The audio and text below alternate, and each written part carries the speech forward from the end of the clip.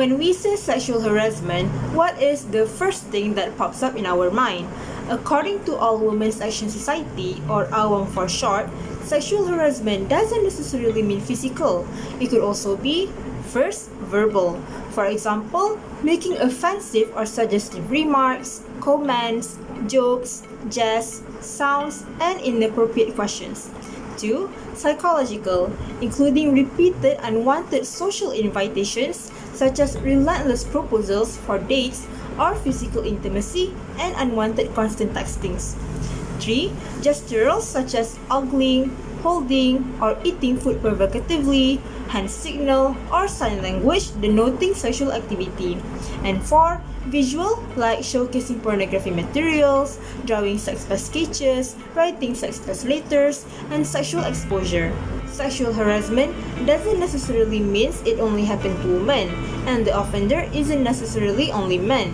It could happen to everybody, and everyone must speak out whenever possible.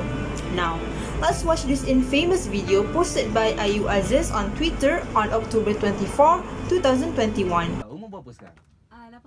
Apa? Sedang elok.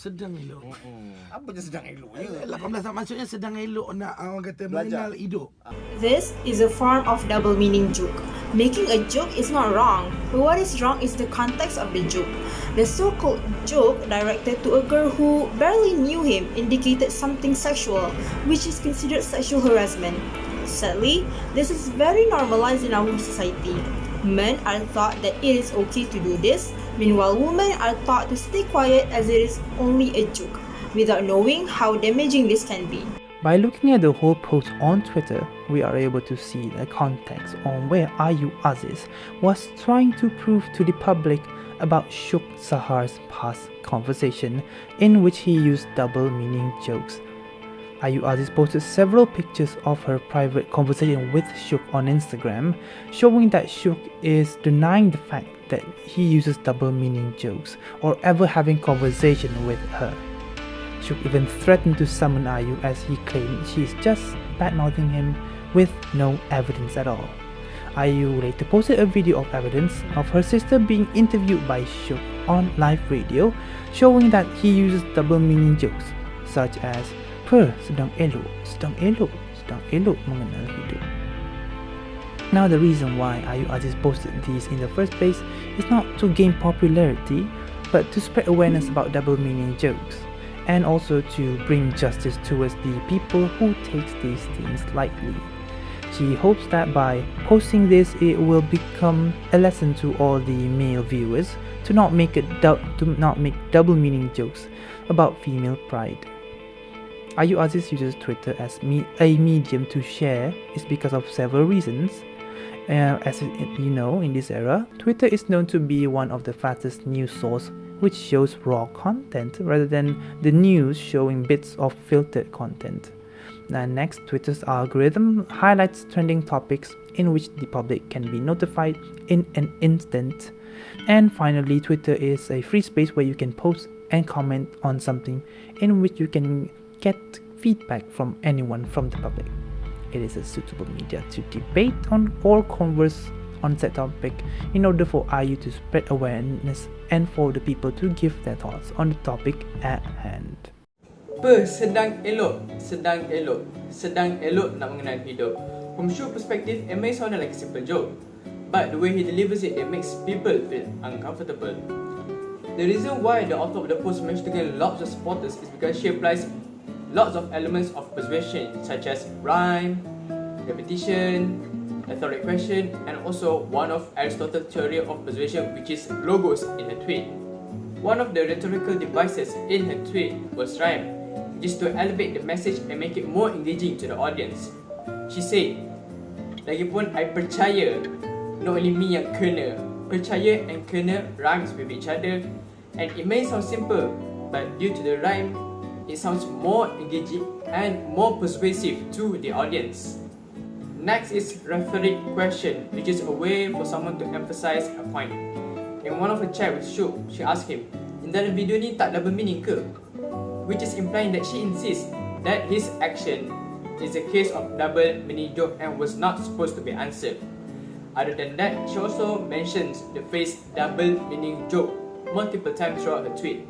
The rhetorical device that was applied was repetition, as the claim repeated is more memorable to the audience. As we can see, she applied a total of 3 rhetorical devices in her tweet, which is rhyme, rhetoric question, and also repetition to make her post more persuading and appealing to her audience. Furthermore, we can identify the usage of logos in her tweet. Logos appeals to the audience's sense of logic and rationality, asking them to believe because the argument makes sense. For example, she gives her reasoning to post this tweet by providing evidence such as her chat with Shok, the Jamil post controversy, and also the video of him making double meaning joke to the awful sister on live radio.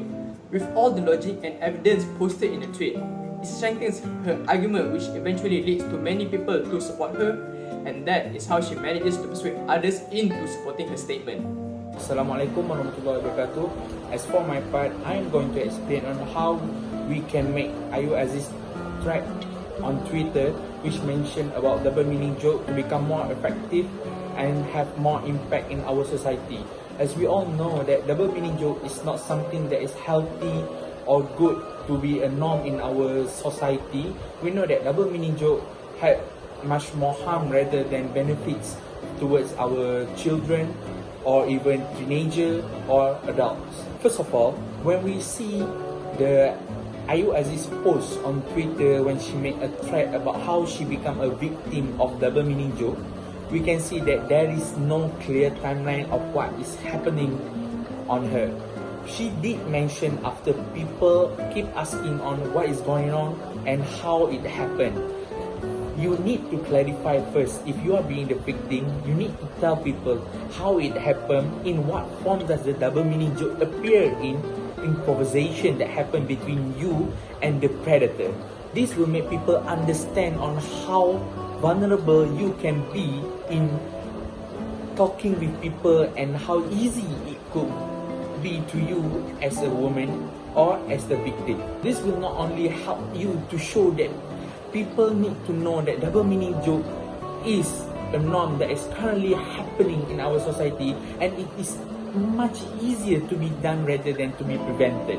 Next, rather than clarifying some claims that people want to ask her about, does she do this for fame, or does she want attention, or does she want to gain followers, she should stick to the matter that she is trying to promote an awareness to people that double meaning jokes need to be put a stop, because this issue is far more important rather than understanding the small issue that people are worrying about, because that may sometimes become an unnecessary attention seeker that want to drift apart your attention from mentioning the real issue that you are going to talk about. Last but not least, by providing supporting details, you may make your arguments become more trustable, and people can see that this issue is not only happening in our society but also happening all around the world.